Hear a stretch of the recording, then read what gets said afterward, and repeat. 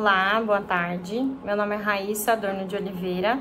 Eu, juntamente com o professor Odair Luiz Nadim, desenvolvemos o artigo intitulado Análise de objetos de aprendizagem nos repositórios Profedele e Deleaora para o ensino-aprendizagem de espanhol como língua estrangeira. Como o próprio nome já destaca, nós analisamos, então, esses objetos de aprendizagem dentro desses dois repositórios. São sites disponíveis gratuitamente na rede, com materiais desenvolvidos para estudantes de espanhol. E aí nós analisamos, então, duas atividades dentro de cada um dos repositórios e classificamos as categorias que elas possuem, com base na instrução, interatividade, prática dos materiais. Nós verificamos a questão do feedback, da avaliação e do auxílio para o estudante, no caso brasileiro, o aprendiz de espanhol.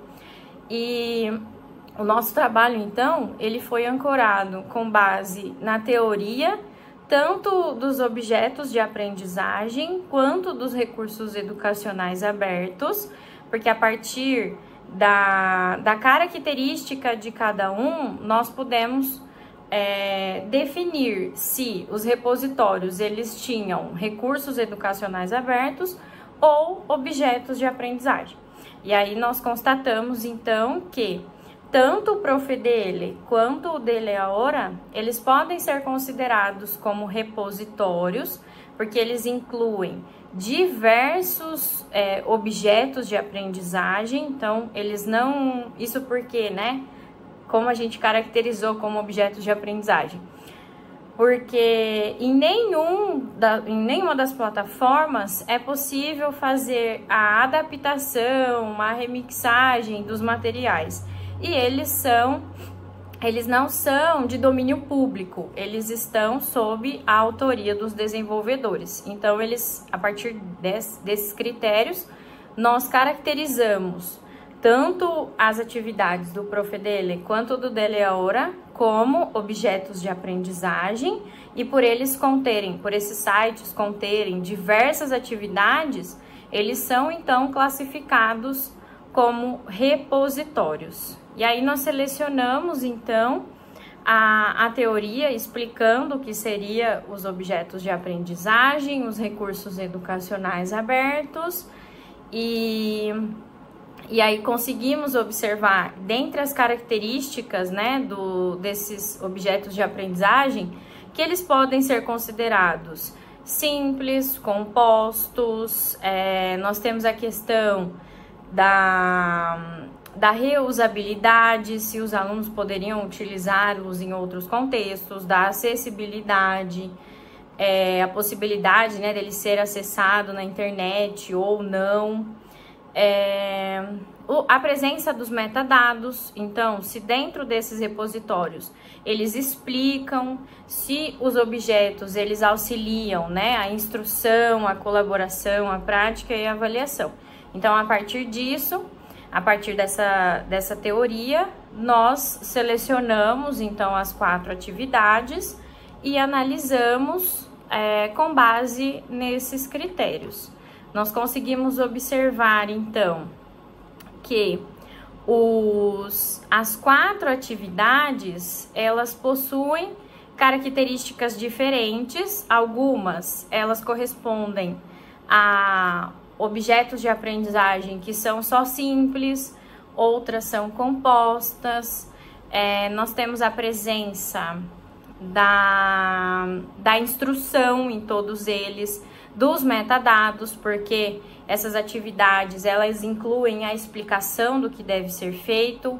Elas auxiliam na instrução, porque elas ensinam também sobre determinados tópicos, como o uso do pretérito perfeito, do imperfeito, como expressar os gostos em espanhol, como eu posso, a partir de um grupo de letras, criar palavras, quais palavras poderiam ser criadas a partir desse grupo de letras. Nem todos auxiliam a questão da colaboração, mas a gente constatou que a maioria auxilia a prática desses exercícios, né? Todos eles contêm uma avaliação, que aí ela pode ter um reforço positivo, no caso do feedback, ou ela só traz a perspectiva do correto ou errado. 3 desses objetos, eles são interativos e multimídia, então eles incluem várias mídias dentro da atividade. E 2 deles têm caráter exploratório, em que o aluno ele precisa explorar a sua aprendizagem para ele conseguir chegar a algum resultado. A partir disso, nós conseguimos então, né, chegar a esses dados a partir da análise de cada uma das atividades. E aí nós conseguimos constatar que tanto as informações teóricas como as atividades de ambos repositórios, elas estão sob direito dos desenvolvedores, então por isso que nós classificamos como objeto de aprendizagem. O ProfDL, ele é um repositório que oferece mais possibilidade multimídia, de interação e uma espécie de ludicidade maior, porque o feedback ele vem acompanhado de uma espécie de um reforço positivo.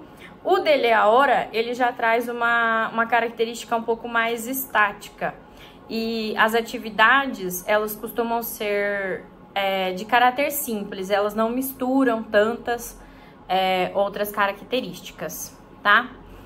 E verificamos que, embora eles possuam características distintas, formas de apresentação e uma visualização diferente, os materiais dos 2 repositórios, eles podem auxiliar na construção do conhecimento, nessa avaliação, e podem ser, então, utilizados dentro da sala de aula, não excluindo o papel do professor, porque o professor pode, então, auxiliar essas atividades e escolhê-las de um modo que ele ajude os alunos dentro da sala de aula.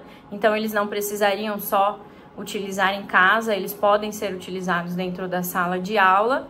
E o Deleaora, ele ainda tem uma característica diferente, que ele possibilita a impressão das folhas. Então, se, por exemplo, estamos em um contexto de sala de aula em que a escola não tem acesso à internet, o professor poderia selecionar esse material anteriormente e levar para a sala de aula.